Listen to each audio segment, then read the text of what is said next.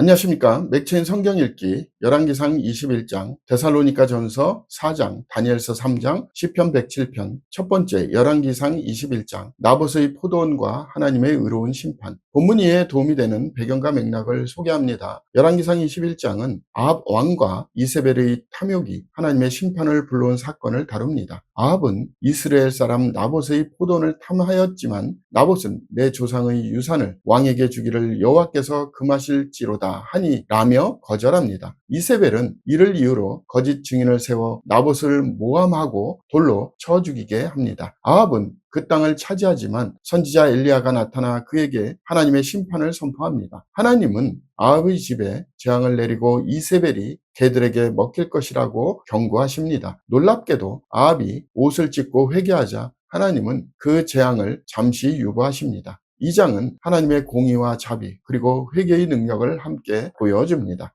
본문의 중요 구절을 소개합니다. 열왕기상 21장 17절에서 19절. 여호와의 말씀이 디셉 사람 엘리야에게 임하여 이르시되 너는 일어나 내려가서 사마리아에 있는 이스라엘의 아합 왕을 만나라. 그가 나봇의 포도원을 차지하러 그리로 내려갔나니 너는 그에게 말하여 이르기를 여호와의 말씀이 내가 죽이고 또 빼앗았느냐고 하셨다 하고 또 그에게 이르기를 여호와의 말씀이 개들이 나봇의 피를 핥은 곳에서 개들이 내 피 곧 내 몸의 피도 핥으리라 하였다 하라. 본문을 적용하는 데 도움이 되는 가이드라인입니다. 오늘날 우리는 세상의 탐욕과 불의가 일시적으로 성공하는 것처럼 보여도 하나님의 정의가 반드시 이루어진다는 사실을 잊지 말아야 합니다. 하나님은 우리의 행위를 다 보고 계시며 거짓과 억압으로 얻은 것은 결코 오래가지 않습니다. 또한 하나님은 회개하는 자를 긍휼히 여기십니다. 우리는 진실과 정의를 선택함으로 하나님의 공의와 자비를 드러내야 합니다. 두 번째,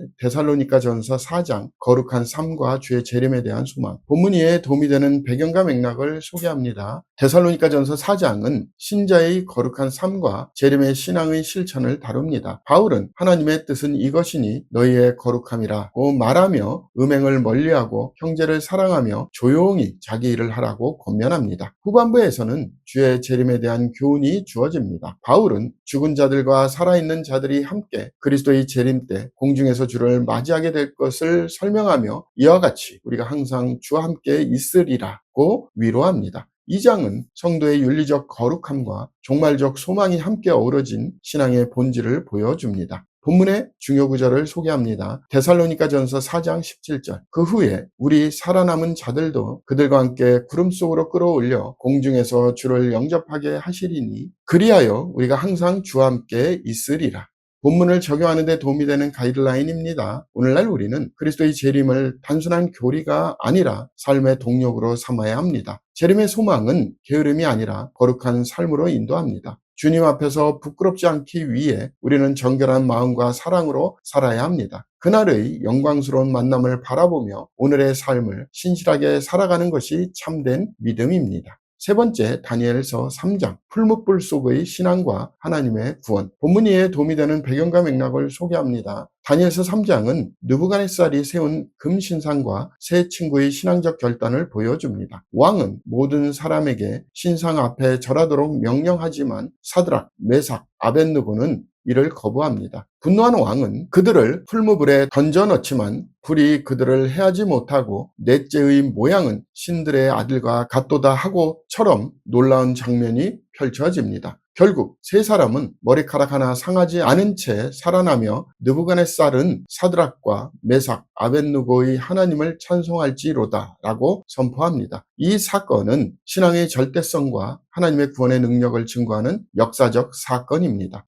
본문의 중요 구절을 소개합니다. 다니엘서 3장 25절에서 26절. 왕이 또 말하여 이르되 내가 보니 결박되지 아니한 네 사람이 불 가운데로 다니는데 상하지도 아니하였고 그 넷째의 모양은 신들의 아들과 같도다 하고 느부갓네살이 맹렬히 타는 풀무불 아기 가까이 가서 불러 이르되 지극히 높으신 하나님의 종 사드락, 메삭, 아벳느고야 나와서 이리로 오라 하매 사드락과 메삭과 아벳느고가 불 가운데에서 나온지라. 본문을 적용하는 데 도움이 되는 가이드라인입니다. 오늘날 우리는 세상의 압력과 유혹 속에서도 타협하지 않는 믿음을 가져야 합니다. 하나님은 불 속에서도 우리를 지키시는 분이십니다. 위기의 순간에 우리의 신앙이 드러나며 불순종의 대가보다 하나님께 순종하는 영광이 더 큽니다. 고난 속에서도 함께 하시는 하나님을 믿을 때 우리는 두려움 대신 담대함으로 설 수 있습니다. 오늘의 마지막 본문 시편 107편 구원하신 여호와께 감사하라. 본문 이해에 도움이 되는 배경과 맥락을 소개합니다. 시편 107편은 광야와 포로 생활에서 구원받은 백성들의 감사 찬양입니다. 시인은 여호와께 감사하라. 그는 선하시며 그의 인자하심이 영원함이로다 라고 시작하며 여러 상황 속에서 구원하신 하나님의 역사를 나열합니다. 길을 잃은 자, 어둠 속에 갇힌 자, 병든 자, 바다의 폭풍을 만나는 자, 이들은 모두 여호와께 부르짖을 때 구원받습니다. 하나님은 그들을 인도하시며 치유하시며 풍랑을 잔잔하게 하셨습니다. 시편 기자는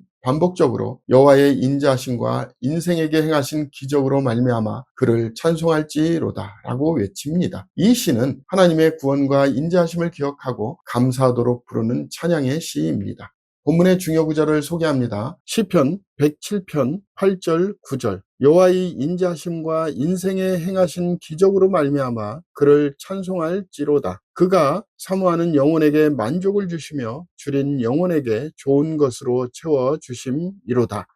본문을 적용하는 데 도움이 되는 가이드라인입니다. 오늘날 우리는 인생의 광야와 폭풍 속에서 하나님의 구원을 경험합니다. 하나님은 부르짖는 자의 소리를 들으시며 고통 가운데 건지십니다. 우리의 신앙은 고난이 없어서가 아니라 고난 속에서 하나님의 인자하심을 체험함으로 자라납니다. 그러므로 우리는 모든 상황에서 감사의 노래를 잃지 않아야 합니다.